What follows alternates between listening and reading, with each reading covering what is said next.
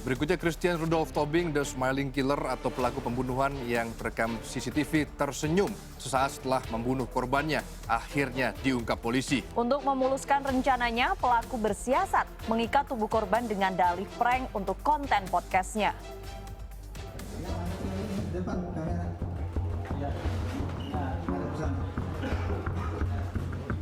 Dengan raut wajah lesu, Christian Rudolph Tobing, pelaku pembunuhan Ade Yunia Rizabani alias Ica, digiring petugas polisi Polda Metro Jaya.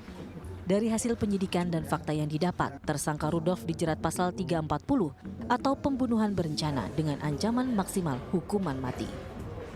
Polisi menjelaskan Rudolph telah mempersiapkan pembunuhan terhadap Ica dari pemilihan lokasi yang minim kamera pengawas, lalu berencana menyewa pembunuh bayaran hingga akhirnya pelaku bersiasat membunuh dengan skenario podcast.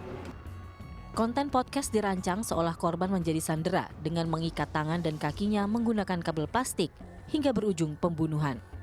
Motif pembunuhan adalah dendam terhadap korban sejak 2015 silam terkait persoalan bisnis.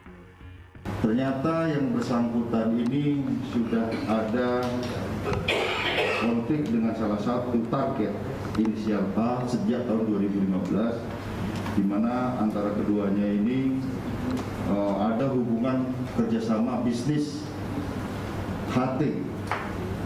Ini terakumulasi sejak 2015, dendamnya ini sampai 2022 ini.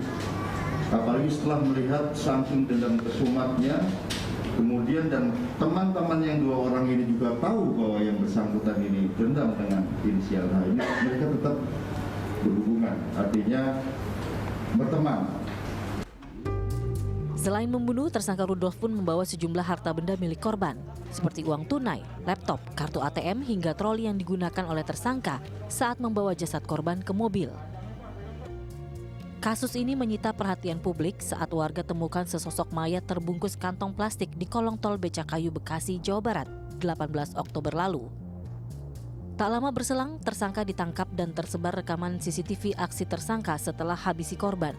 Rudolph terlihat menebar senyum kepada dua orang yang berada di dalam lift bersamanya. Rendianto melaporkan untuk NET.